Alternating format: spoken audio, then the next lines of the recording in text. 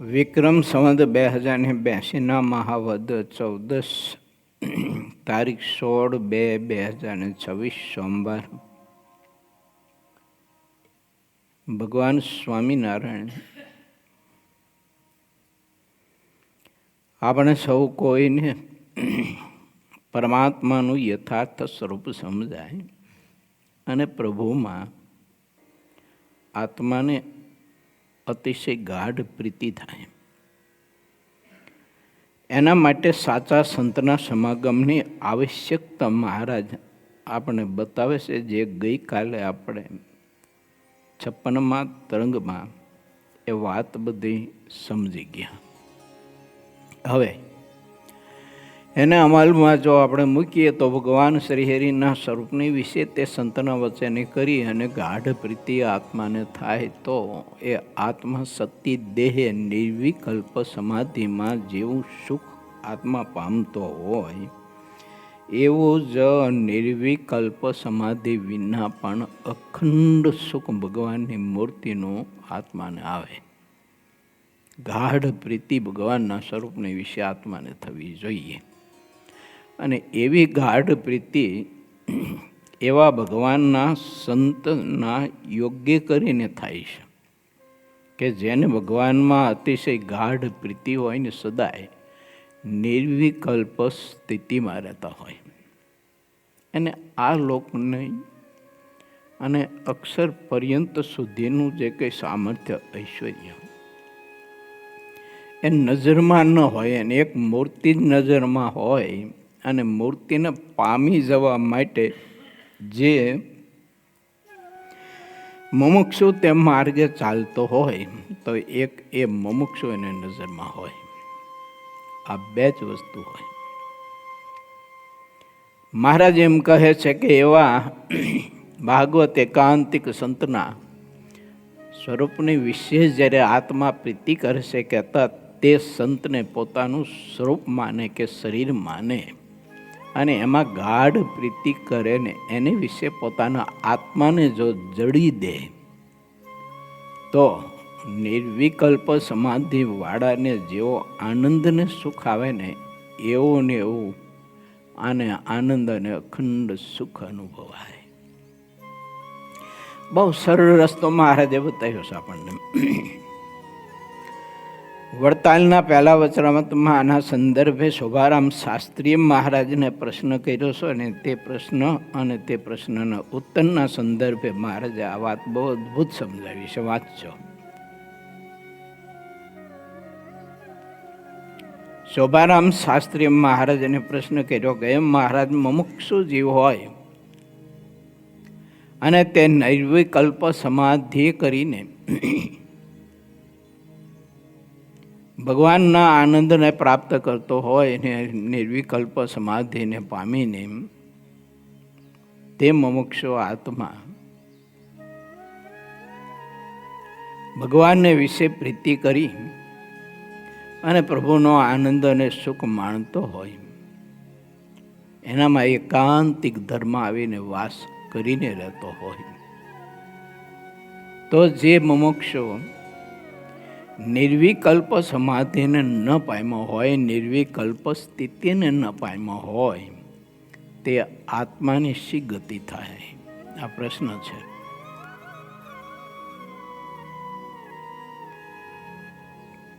જે મુમુક્ષુ આત્મા નિર્વિકલ્પ સ્થિતિને પામીને એકાંતિક ધર્મ એનામાં વાસ કરીને રહેતો હોય ત્યારે તે એકાંતિક ધર્મને અનુસરીને ભગવાનની મૂર્તિનો મહાદિવ્ય અલૌકિક આનંદ અને સુખ લેતો હોય તો જે નિર્વિકલ્પ સ્થિતિને ન પામ્યો હોય તે મુમુક્ષુની શું ગતિ થાય, સ્થિતિ થાય? એ પ્રશ્ન છે.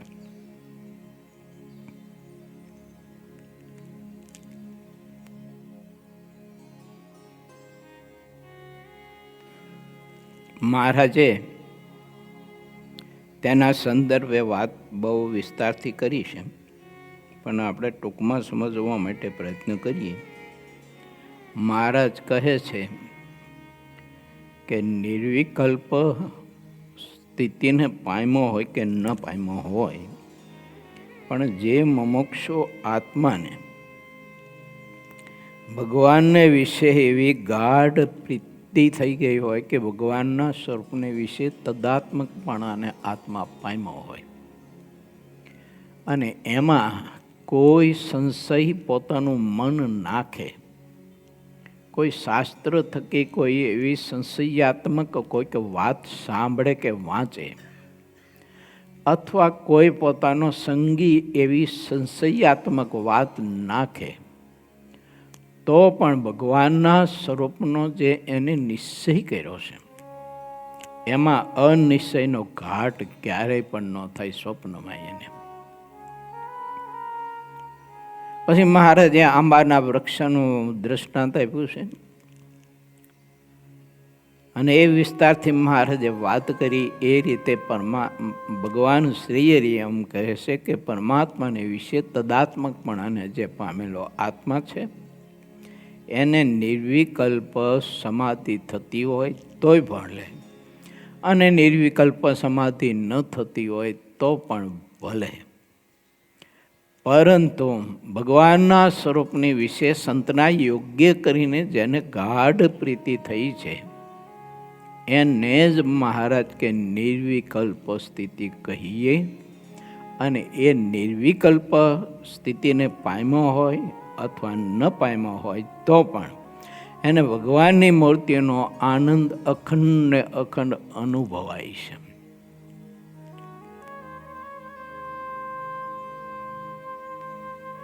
આ વાત મહારાજે વડતાલના પહેલા વચનામૃતમાં શોભારામ શાસ્ત્રીના પ્રશ્નથી સમજાવી છે.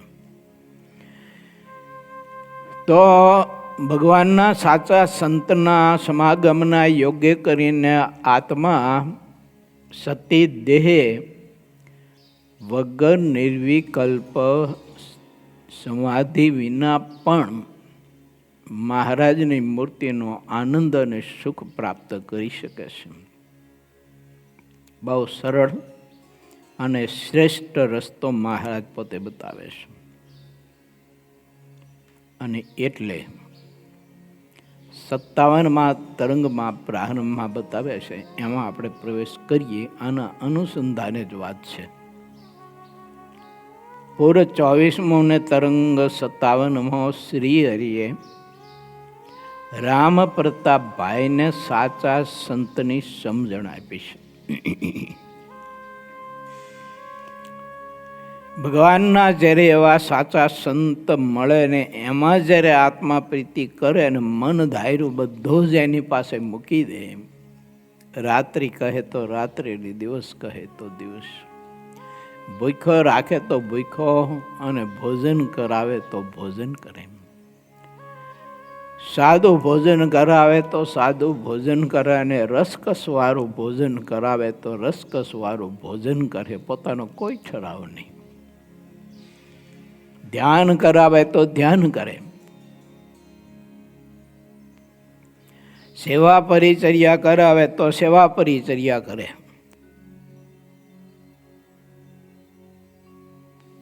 અને વ્રત તપ કરાવે તો વ્રત તપ કરે, પણ પોતાનો કોઈ ઠરાવ નહીં.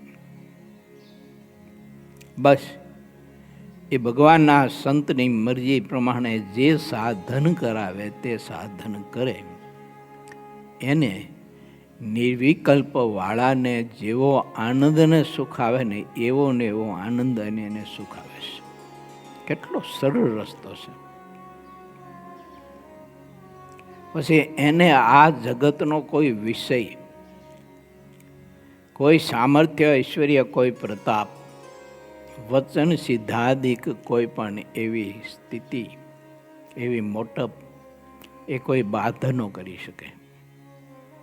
એને આ લોકનું કોઈ પણ સ્થાન બાધ ન કરી શકે. એને દેહાત્મ બુદ્ધિ બાધ ન કરી શકે. એને ઇન્દ્રિયો અંધકરણ બાધ ન કરી શકે. એના દેવતાઓ બાધ ન કરી શકે. કેવી ઉચ્ચ સ્થિતિને આત્મા પામે. કેટલો શ્રેષ્ઠ વિચાર છે મહારાજનો.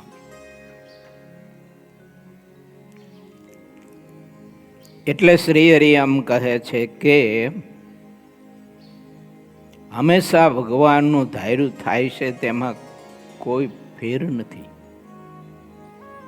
એટલે પ્રભુ કહે છે રામ પ્રતાપજીને આદેશીને કે ભાઈ, ભગવાનના સંતના વચનમાં વિશ્વાસ દૃઢ કરજો, એનું સમાગમ જોગ કરજો, એમાં પ્રીતિ કરજો. અમારા ભાઈપણાનું કાંઈ તમે એવું રાખતા નહીં કે હું ભગવાનનો ભાઈ છું. એવું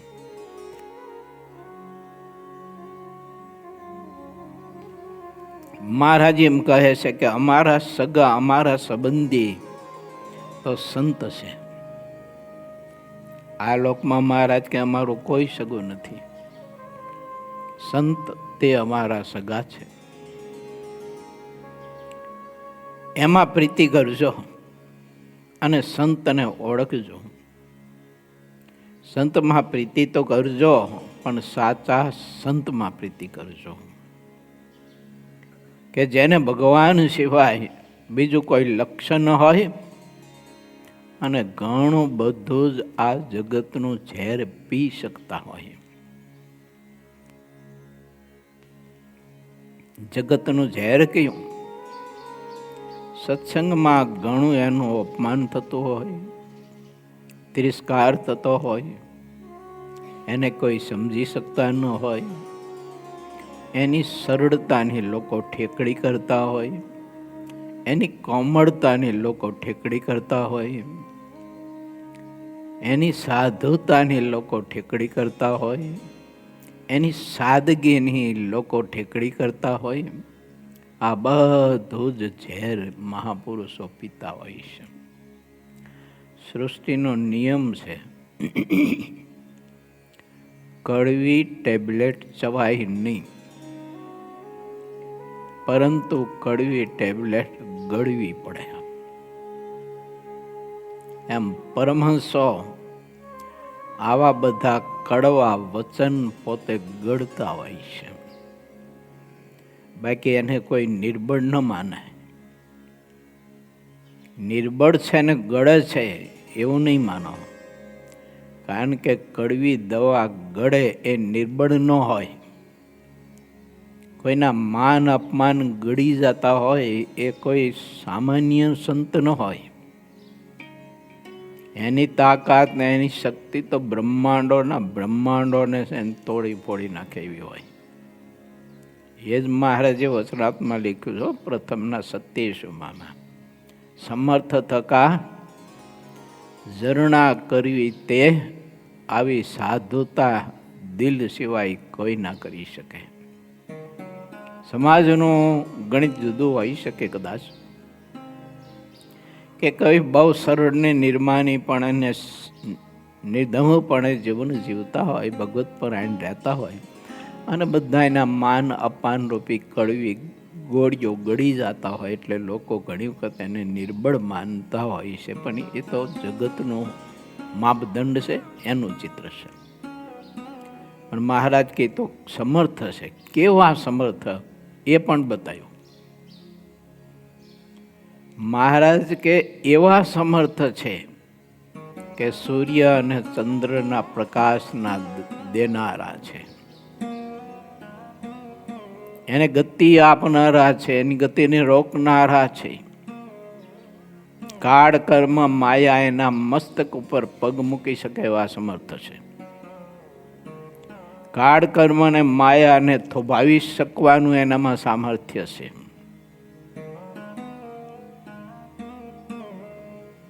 આવનાર પરિસ્થિતિઓ એને ગળી જાય છે, પરંતુ સમર્થ તો આવનાર પરિસ્થિતિઓને પણ પરિવર્તિત કરી શકે એવું એનામાં સામર્થ્ય છે.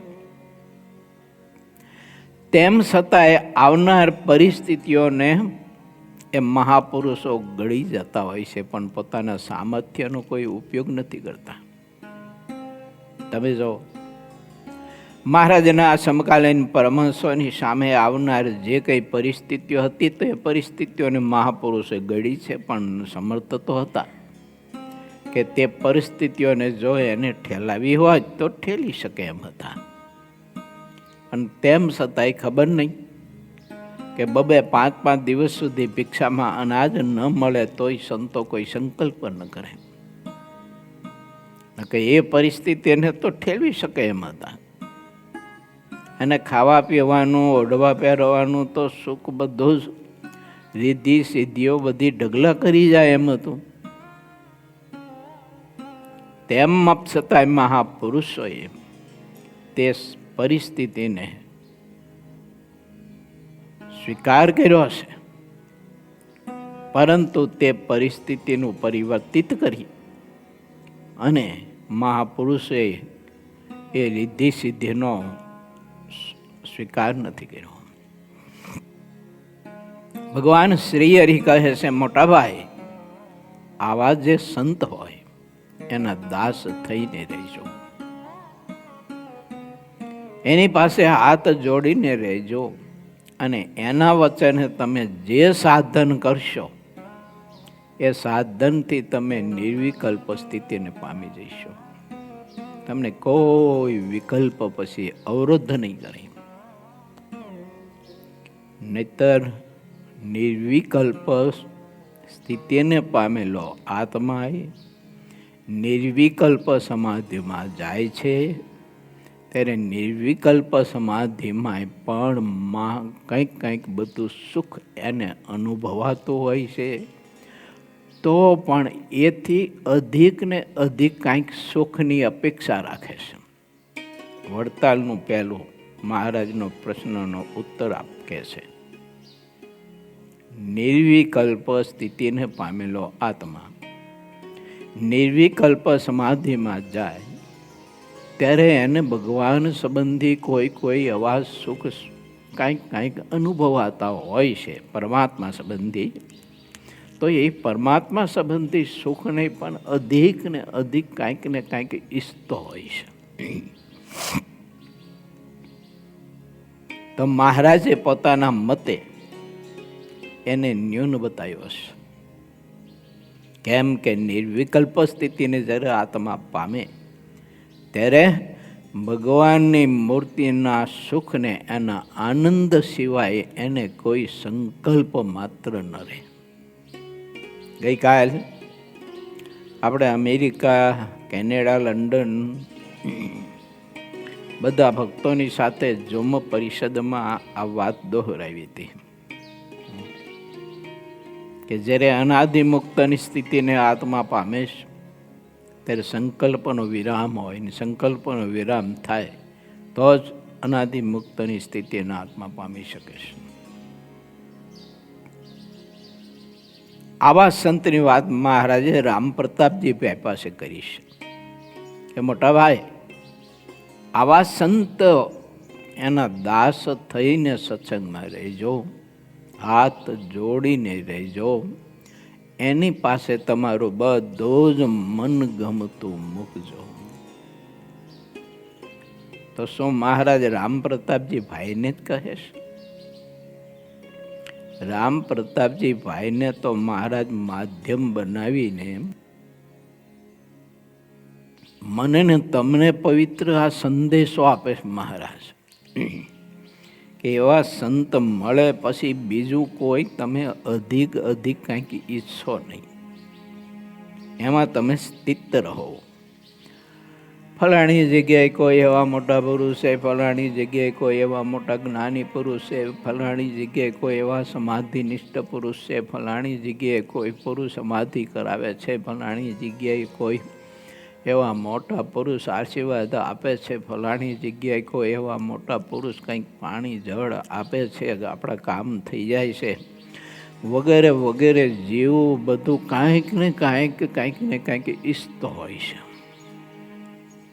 ફલાણી જગ્યાએ આપણે સંતો પાસે જઈ અને બહુ જ મહાજ્ઞાની ને તત્વવેતા બહુ વિદ્વાન છે, માટે ત્યાં જઈને આપણે જ્ઞાન પ્રાપ્ત કરી લઈએ, જ્ઞાન સંપાદન કરી લઈએ, જ્ઞાની થઈ ગઈએ. વગેરે વગેરે કાંઈ બધી ઈચ્છાઓ રાખે છે, પણ એવા સંત મળ્યા છે એમાં સ્થિત નથી થતો ને સ્થિત થાય તો એ નિર્વિકલ્પ સ્થિતિને પામી ગયો કહેવાય. અને નિર્વિકલ્પને પામ્યો પછી એને અધિક ને અધિક મહારાજ કે ઈચ્છું નહીં એમ વડતાલના પહેલા વચરામૃતમાં મહારાજે બહુ સ્પષ્ટ બતાવ્યું છે. બહુ મજાની અદ્ભુત વાત છે. માટે ભગવાન શ્રી હરિ એમ કહે છે કે ભાઈ એ સંતો પાસે હાથ જોડી અને એના દાસ થઈને રહેવું. બાકીનું બધું જે કંઈ થાય છે તે સંતપતિની ઈચ્છાથી થાય છે. અને સંતપતિની ઈચ્છા હોય એને યથાર્થ સંત જાણતો હોય છે. એટલે પોતાના જે સ્વામી છે, પોતાનો ધ્યાન સ્વરૂપ છે, એની મરજીને તે સંત ઉલ્લંઘતો નથી. પછી આપણે એવા સંત પાસે કંઈક આ લોકની આપણી બધી જે કંઈ ઈચ્છાઓ વ્યક્ત કરીએ, સાંભળે, આપણો બહુ હઠાગ્રહ હોય અને સંતને આપણી થોડીક બીક હોય. બીક શું હોય કે આની પ્રાર્થના સાંભળીને ઠાકોરજીને પ્રાર્થના નહીં કરીએ અને આનું આ લોકનું કામ જો નહીં થાય તો આવડો આ મોક્ષના માર્ગથી આવ જાય છે, આવી બીક હોય એને. અને એટલે એ ભગવાનના સંત જાણતા હોવા છતાંય પણ પ્રભુને પ્રાર્થના કરે અને પ્રભુને કરગરે કે મહારાજ તમારી ઈચ્છા તો નથી, પણ હવે આવડો આ જીવ જો આ એની ઈચ્છા પૂરી નહીં થાય તો મોક્ષના માર્ગમાંથી આ હપૂચો જાય છે. એમ તો કોઈ કાળે પછી મોક્ષના માર્ગે નહીં ચાલે. એટલે મહારાજની ઈચ્છા ન હોય તેમ છતાંય તે સંતની પ્રાર્થના સાંભળીને શ્રી હરિ એ આત્માનું તે કામ કરી આપે. આ વાત બહુ અદ્ભુત છે, સમજવા જેવી છે. મહારાજ એમ કહે છે કે કર્યું તો ધાર્યું તો પ્રભુનું જ થાય છે, એ સંતપતિનું જ ધાર્યું થાય છે. માટે ભાઈ એવા સંત મળે ત્યારે પછી બીજા કોઈ સંકલ્પ ન કરવા.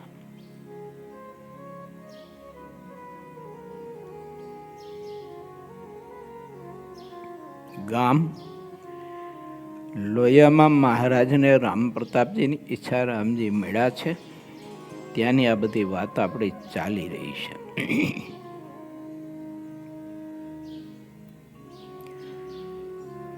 ભગવાન શ્રી હરિનો યથાર્થ નિશ્ચય કરાવવા માટે, કારણ કે આમાં શું છે કે ભાઈ તરીકે માનતા હતા ને એ છોડાવવું હતું. અને હકીકતમાં મહારાજ કે એમના ભાઈ તો હતા નહીં, એ તો એમના ઈષ્ટ છે. પણ હવે એ વાત કેમ સમજાવી? એટલે મહારાજ કહે છે કે ભાઈ એવા સાચા સંત એનો મન કર્મ વચન કરીને તમે સમાગમ કરશો. પછી મહારાજે આટલી વાત કર્યા પછી મુક્તાનંદ સ્વામીને ગોપાળન સ્વામીને વાતો કરવાની આજ્ઞા કરી કે હવે તમે કથા વાર્તા કરો. ત્યારે તેઓ વાતો કરે છે, મહારાજ તો ભગવાન છે, તમારા ભાઈ નથી. રામ પ્રતાપજી પાસે વાત કરે છે ગોપાળન સ્વામી અને મુક્તાનંદ સ્વામી. ત્યારે રામ પ્રતાપભાઈ એમ બોલ્યા છે, સ્વામી तुम ठीक कहते हो, हमारे घर की बात है ते हम सब जानते हैं. પણ મહારાજની વિશે ભગવાનપણાનો નિશ્ચય કરવામાં અને સ્વીકારવામાં થોડીક વાત કઠિન પડતી હતી. અને આ વિષય તો બધા માટે અઘરો હોય છે. પછી મહારાજાને એમ થયું કે હવે ગોપાળાનંદ સ્વામી અને મુક્તાનંદ સ્વામીની વાતે કરીને અમારો યથાર્થ નિશ્ચય ભાઈને નહીં થાય. કેમ કે એમને એક પરિવારનો સંબંધ છે ને, એટલે બાળપણમાં પ્રભુ અનેકવિધ બાળ ચરિત્રો કરતા હતા. આ બધું તો રામ પ્રતાપભાઈના મગજમાં બધું હૈયામાં તો ભર્યું જ હોય, જોયું જ હોય નજરે.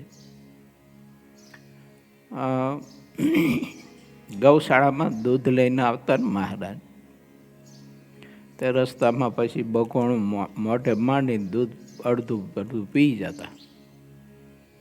પછી નારાયણ સરોવરમાંથી પાછું આખું બકોણું ભરી દેતા હતા. એમ આ બધી રામ પ્રતાપભાઈને ખબર. પછી એક વખત ઘનશ્યામે રામ પ્રતાપજીભાઈ પાસે રૂમાલ માંગ્યો.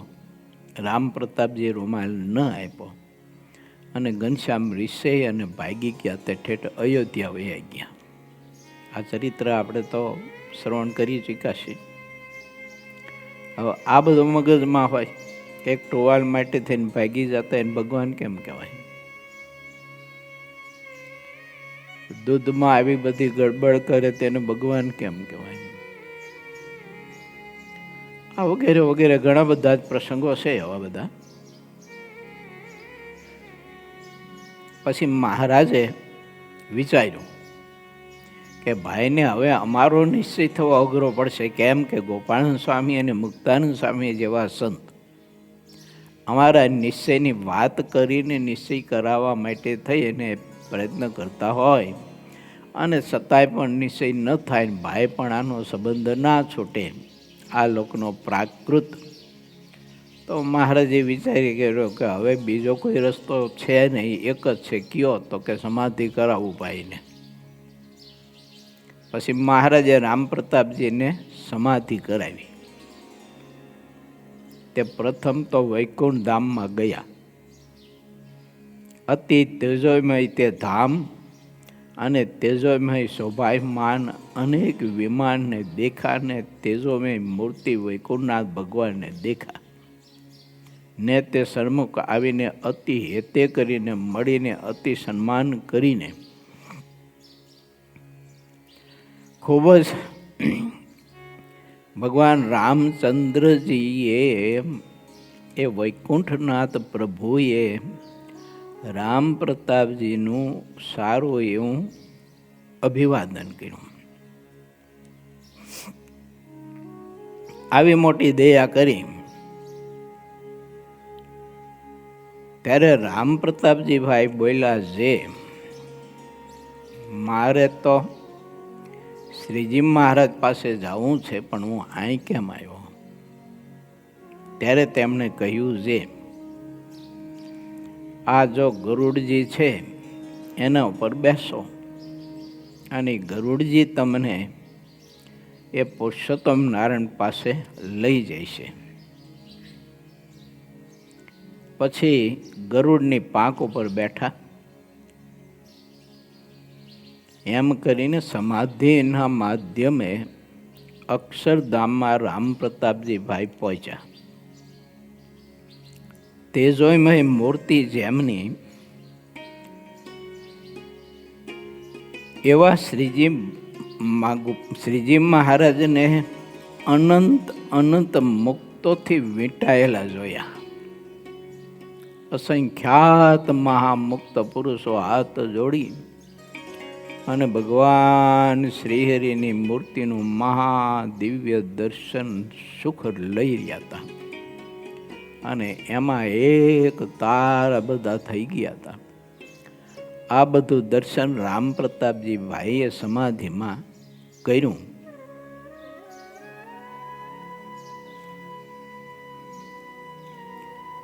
અને તે મુક્તો શ્રીજીને એકાગ્ર વૃત્તિ કરીને જોઈ રહ્યા છે. તેને દેખા ને પોતાને તો કોઈએ બોલાવ્યા નહીં અને સામું પણ જોયું નહીં. તે જોઈને પછી ભક્તિ માતાને દેખા ને તેમના ઉપર ખીજીને બોલ્યા કે છોટકી હમકો ક્યું નહીં બોલાતી હૈ. તે સાંભળીને શ્રીજીએ ભક્તિને એમ કહ્યું છે, એ તો સંકર્ષણ છે, તે રીસ કરશે, માટે બોલાવો. ભક્તિમાં તો ન બોલાય, કોઈ મુક્ત ન બોલાય.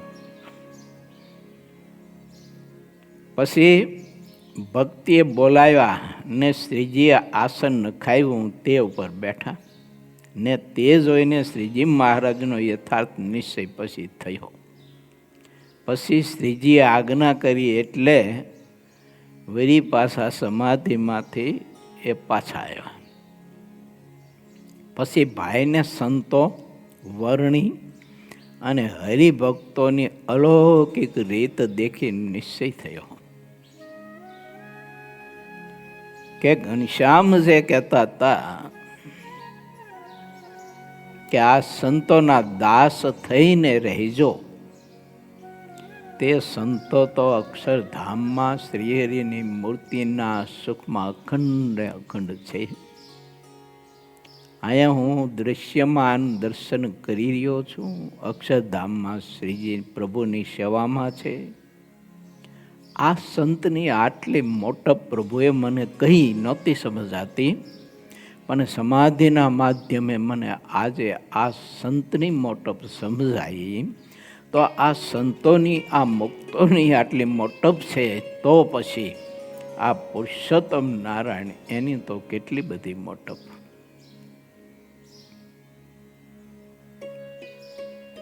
આ શ્રી હરિ ભગવાન છે એવું એમને જીવમાં જણાયું. પછી તેમને જ્યારે ભાવ થયો ત્યારે તેમણે હરિભક્તોના જે રીતના વર્તમાન નિયમ છે તે મુક્તાનંદ સ્વામીના હાથથી ધારણ કર્યા. પછી સત્સંગ સમાન બીજું કોઈ શ્રેષ્ઠ જોયું નહીં. રામ પ્રતાપજી ભાઈએ પછી વર્તમાન ધારણ કરાયા. આ સમજાણું પછી યથાર્થ.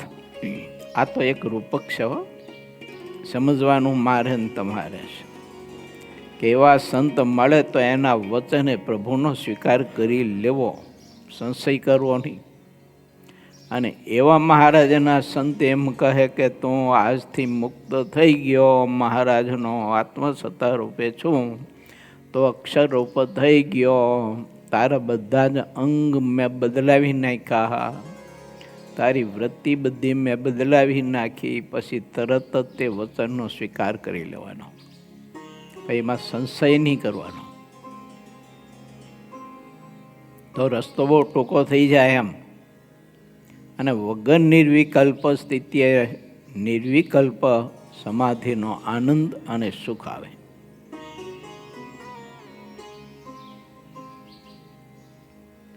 પછી તેઓ બોલ્યા કે આટલા દિવસ સુધી બેખધારીઓમાં ગુણ ભલે ગમે તેવા હોય તો પણ તેમને ભગવાનના માનીને હું સારા છે એમ માનતો હતો, પરંતુ સાચા ભેગધારીમાં કેવા ગુણો હોય તેની મને લગાર પણ ગમ હતી નહીં. તે બધાને હું સારા જ માનતો હતો. જે કોઈ પણ સાધુ નામ ધરાવતા તે સૌને હું ભગવાનના દેખતો હતો. જેણે વસ્ત્ર ભગવા કર્યા હોય તેના હૃદયમાં જરૂર ભગવાન રહ્યા હોય છે તેમ હું મારા દિલમાં માનતો અને તેમાં ભગવાનની ભાવના લાવીને જરાય પણ દોષ ગ્રહણ કરતો નહીં. કેમ જે કોઈ સંતોના દોષ જુએ છે તેનું જેટલું પુણ્ય હોય તે તત્કાળ નાશ પામી જાય છે, પછી તે બેહાલ થઈને ભટકતા રહે છે. પ્રીતિ જો ન હોય તો આ તકલીફ થવાનો સંભવ છે.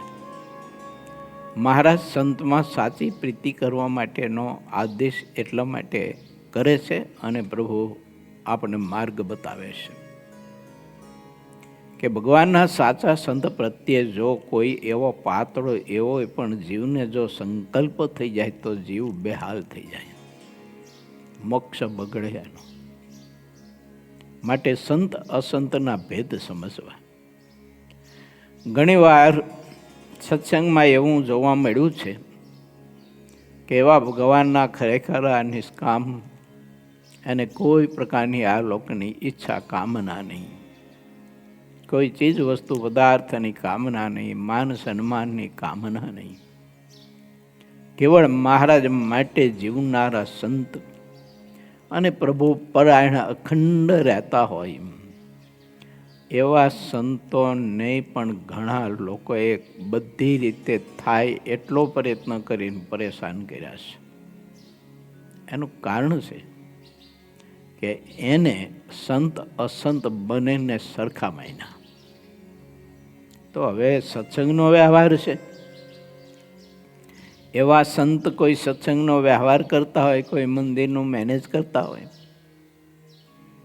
આપણું ધાર્યું થાય નહીં, આપણું કયું માને નહીં, એટલે આપણને તે સંતનો અભાવ ગુણ આવે.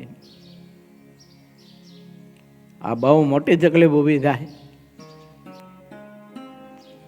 માટે આ લોકના કોઈ પણ સત્સંગના કે જગતના વ્યવહારો હોય એ વ્યવહાર તો બધા વ્યવહારની રીતે થતા હોય, એમાં કંઈ આપણું ધાર્યું ન કરે તો એની કંઈ સાધુતા લૂંટાઈ નથી ચાલી હોતી. પણ હવે માર્ગ કઠણ એટલા માટે પડે છે જીવને કે પોતાનું મન ધાર્યું કરાવવાની બહુ ટેવ હોય છે જીવને. મહારાજે મુગ્ધા મધ્ય અને પ્રૌઢાના 3 ભેદ બતાવ્યા છે ને. મુગ્ધા અને મધ્યાના લક્ષણો જેનામાં હોય ને એને યુક્તિ પ્રયુક્તિથી પણ પોતાનું મન ધાર્યું કરવાની પ્રકૃતિ હોય છે, અને એ પ્રકૃતિ હોય એમાં જોખમ છે કે ધાર્યું ન કરે તો ભગવાન અને સંત બેયનો અભાવ આવે છે.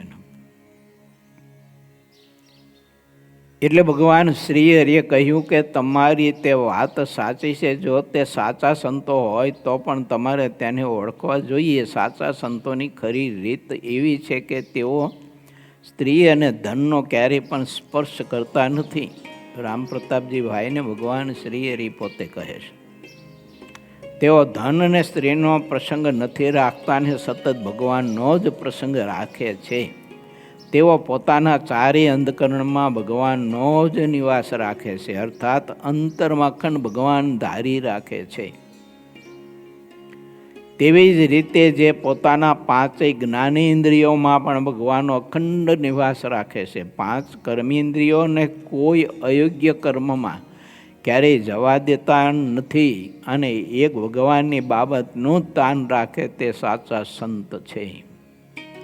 આટલું જાણી રાખે તો જીવ ભૂલો ન પડે, નહીંતર ભૂલો પડે.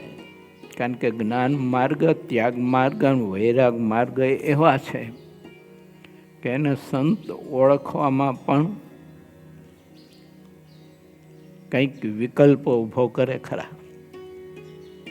ઉપરથી ત્યાગ દેખાતો હોય, ઉપરથી વૈરાગ્ય જબરજસ્ત દેખાતો હોય, પણ અંતરમાં બહુ ઊંડી ઊંડી ઈચ્છા હોય. નિષ્કુળાન સ્વામીએ પદમાં લખ્યું છે ને, અંતર ઊંડી ઈચ્છા. ઉપરથી ત્યાગ છે પણ અંતરથી ઊંડી ઊંડી એની ઈચ્છા છે. તો એ અસંતપણું છે. પણ એને સંતપણું માનીને જીવ ઘણી વખત નજર સામે જોતો હોય તેમ છતાંય એ અસંતતાનો ત્યાગ કરીને સંતતાનો સ્વીકાર નથી કરી શકતો.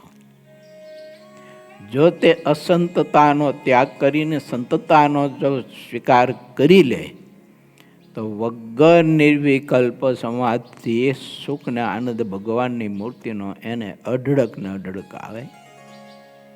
સંતને એક ભગવાને રાજી કરવાનો જ રાત દિવસ તાન હોય છે. જેમ રાજાથી લઈને રંક સુધીના સહુ કોઈ ધન માટે રાત દિવસ ઉદ્યમ કરે છે, તેમ સાચા સંતો ભગવાનને રાજી કરવા રાત દિવસ સખત મહેનત કરે છે. કેમ જેને જેમાં લાભ મનાય છે તે તેના માટે પરિશ્રમ કરે છે, અને એ પરિશ્રમમાં કોઈ દિવસ એ પીછેહઠ નથી કરતા. એ રાત્રિ દિવસ ભગવાન સંબંધી સુખ લેવા માટે સાચા સંત પુરુષાર્થ કર્યા કરતા હોય છે. અહોહો રાત્રિ આપણને દેખાય કે ન દેખાય, સમજાય કે ન સમજાય પછીની વાત છે. ભોગ ભોગવવા તે જન્મ વગોવા જેવું છે. મનુષ્ય ધનને માટે દેશ પ્રદેશમાં જઈને રહે છે, છતાં તેમાં કોઈ પ્રયાસ દાખલો માનતા નથી. ધનને માટે તો માણસ તોપના મુખની સામે જઈને ઊભો રહે છે, પણ તેનાથી ડરતો નથી. ધનને માટે થઈને મનુષ્ય સર્પ અને સિંહની સેવા પણ તત્પર થઈને કરે છે. વળી ધનને માટે થઈને મનુષ્ય રાત દિવસ ધંધામાં જોડાયેલો રહે છે, તે રાતે પણ સૂતો નથી. આમ ધંધામાં લગાર પણ આળસ રાખતો નથી, છતાં પણ તેને ધારેલું બધું ધન તેને મળી જતું નથી. જેનો જેવો ઉદ્યમ હોય અને જેવી બુદ્ધિ હોય તેવું તેને ધન મળે છે. જેટલી જાતનો ડર કહેવાય છે તે બધો ભય જ્યાં ધન હોય ને ત્યાં આવીને રહેશે. આપણે જે સમજવું તે સમજવાનું. ડર માત્ર, ભય માત્ર જ્યાં ધન છે ત્યાં રહેવાનું. કેવું ધન? તો કે પોતાની આવશ્યકતા કરતાં વધુ હોય ત્યાં. આવશ્યકતા પૂરતું ધન તો ખપે, જોઈએ. એ તો મહારાજનો અને મોટા પુરુષોનો મત ને સિદ્ધાંત છે ને. પરંતુ આવશ્યકતાથી અધિક ધન જ્યાં હોય ત્યાં ભય રહેવાનો. અનેક પ્રકારનો ભય. ભયના તો એટલા અનેક પ્રકારો હોય, એમ એક ન હોય. જો એમાં સમાજનો ભય હોય, ધન લૂંટાઈ જવાનો ભય હોય, ધન ઓછું થઈ જવાનો ભય હોય, પછી માન સન્માન જૂટાઈ જવાનો ભય હોય, પ્રતિષ્ઠા ચૂંટાઈ જવાનો ભય હોય, સ્થાન પોતાનું લૂંટાઈ જવાનો ભય હોય, અને અંદર ઊંડો ઊંડો મોક્ષનો પણ ભય હોય. એને ખબર જ હોય કે મારો મોક્ષ નથી થવાનો, ખબર જ હોય એને, પણ બહાર બતાવી ન શકે. એવું એને ખબર છે કે હું તો ધનમાં એટલો બધો અંદર આસક્ત થઈ ગયો છું, ઊંડો ગરી ગયો છું, આમાંથી હું નહીં નીકળી શકું. એને ખબર જ હોય. પણ ઉપરથી ત્યાગ વૈરાગ જબરજસ્ત બતાવે એટલે સમાજને પકડાય નહીં આ વસ્તુ હશે.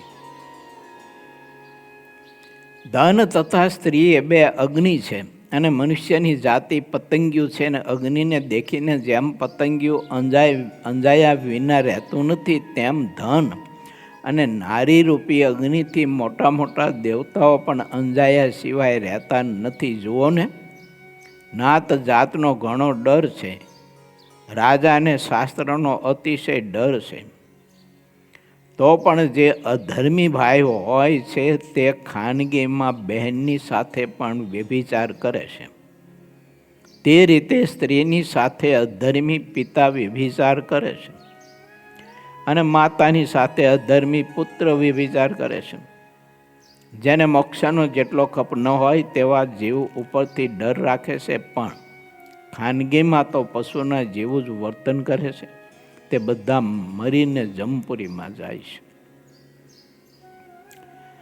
મનુષ્ય થયા પછી પણ જે કોઈ મન ભાવે તેમ વર્તે છે તે બધાને જમ બરાબર ઓળખે છે. તેથી તેઓ જેવું પાપ કરે તેઓ તેને જરૂર દંડ દે છે.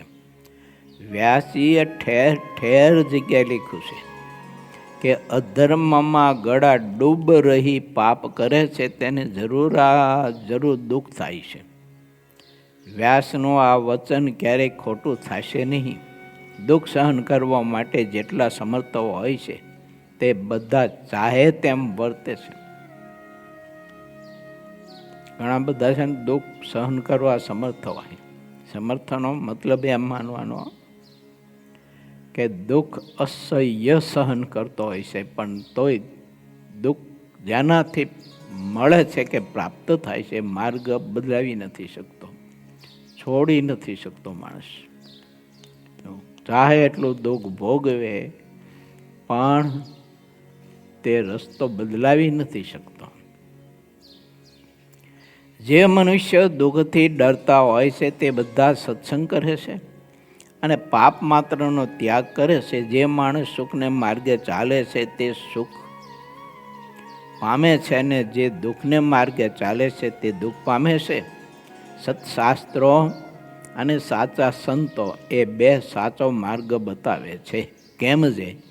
તે બંને જીવ પ્રાણી માત્રના સુખને ઈચ્છે છે. સુખને માર્ગે ચાલ્યા વગર ગમે તેવા સમર્થ હોય તો પણ કરોડો કલ્પ જતા રહે તો પણ કોઈને સુખ મળતું નથી. તો પછી બીજાની તો વાત કોની કરવી? મોટા મોટાને સુખ નથી મળતું, તો પછી નાના હોય એને તો એ સુખ મળે જ કેવી રીતે? જ્યાં સુધી વિષયનો સંબંધ રાખે ત્યાં સુધી ન મળે. જેટલા ન્યાય પ્રિય રાજાઓ હોય છે તે બધા સુખને માર્ગે ચાલે છે, તેથી તે ઘણા સુખી થાય છે. તેને ધનનો કોઈ પાર રહેતો નથી. રાજા પ્રજાને જે રીતે સુખી કરે તે રીતે રાજા પોતે પણ સુખી થાય છે. આવી જેની સમજણ હોય છે તે રાજાની સર્વોપરી કીર્તિ થાય છે. દુષ્ટ રાજા પ્રજાને જે રીતે દુઃખી કરે છે તે રીતે તે રાજા પોતે દુઃખી થાય છે. જે ન્યાયવાળો રાજા હોય છે તે આવું સમજે છે, તેથી તેને લેશ માત્ર દુઃખ થતું નથી. જે દુઃખને માર્ગે ચાલીને સુખને ઈચ્છે તે ગબરગંડ કહેવાય અને સુખની ખબર જ નથી પડતી. જેને પરમેશ્વર સહાયમાં હોય છે તે જ સુખને માર્ગે ચાલે છે અને તે અપાર સુખને પામે છે.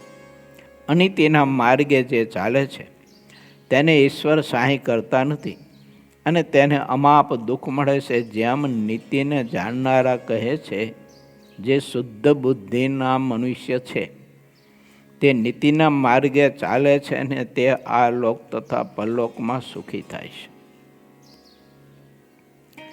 ઇતિ શ્રી સહજાનંદ સ્વામી શિષ્ય સિદ્ધાનંદ મુનિ વિરચિત શ્રી હરિચરિત્રામૃત સાગરના 24 પૂર્વમાં શ્રી હરિ રામ પ્રતાપભાઈને સાચા સંતની સમજણ આપી એ નામે 57મો તરંગ સમાપ્ત થયો.